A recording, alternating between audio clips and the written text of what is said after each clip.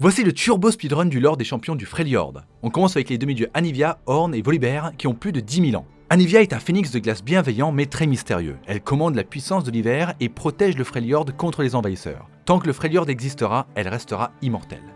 Volibear aussi protège le Freljord, mais c'est un demi-dieu bien plus sauvage. Il déteste la civilisation et la faiblesse qu'elle apporte et souhaite un retour à l'état sauvage. Ses fidèles sont les Ursidés, des chamans corrompus par sa volonté qui prennent une forme chimérique mi-homme, mi-bête. Ornn, c'est le demi-dieu de la forge et se préoccupe très peu des affaires des autres. Tout ce qu'il veut, c'est travailler sur ses créations dans les cavernes de lave de l'âtre foyer. Il lui est tout de même arrivé de se battre avec son frère Volibear pour le remettre à sa place. Leur affrontement a littéralement démoli des montagnes.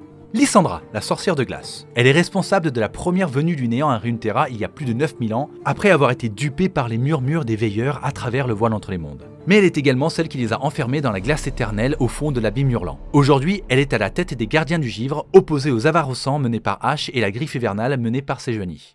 Nunu et Willump. Après que sa tribu se soit fait attaquer par des pillards, Nunu a été séparé de sa mère. Il a été recueilli par les gardiens du givre où il a rencontré Lysandra. Pour prouver qu'il était assez fort pour partir seul à la recherche de sa mère, il est allé affronter le terrible Yeti qui vivait pas loin de la citadelle de Lysandra. Mais à la place d'y trouver un monstre, il y a trouvé un ami, Willump.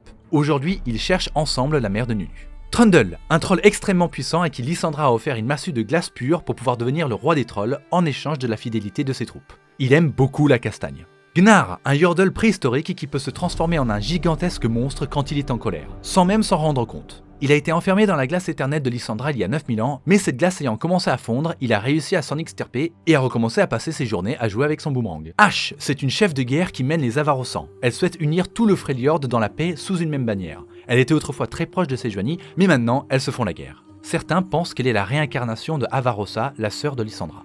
Tryndamere, un guerrier issu d'une tribu qui a été massacrée par Aatrox. Ashe l'a pris pour époux dans un mariage politique, mais depuis ils ont tout de même développé des sentiments l'un pour l'autre. Il se peut que ses pouvoirs des guérisons lui viennent directement de Aatrox.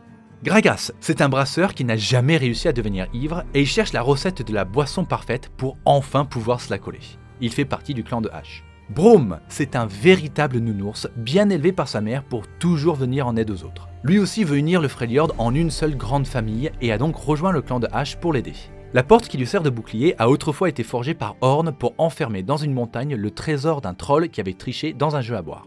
Sejuani, c'est la chef de guerre à la tête de la griffe hivernale, qui sont beaucoup plus bourrins et beaucoup plus violents que les Avarossans. Leur façon de survivre au Freljord, c'est les raids et les batailles sanglantes sans merci. Certains pensent que Sejuani est la réincarnation de Serylda, l'autre sœur de Lysandra. Olaf, le stéréotype du guerrier viking. Un prophète lui a prédit un jour une mort paisible, la pire des lâchetés selon les croyances de son peuple. Il cherche donc à se battre à tout prix pour mourir dans la gloire et accéder à l'au-delà.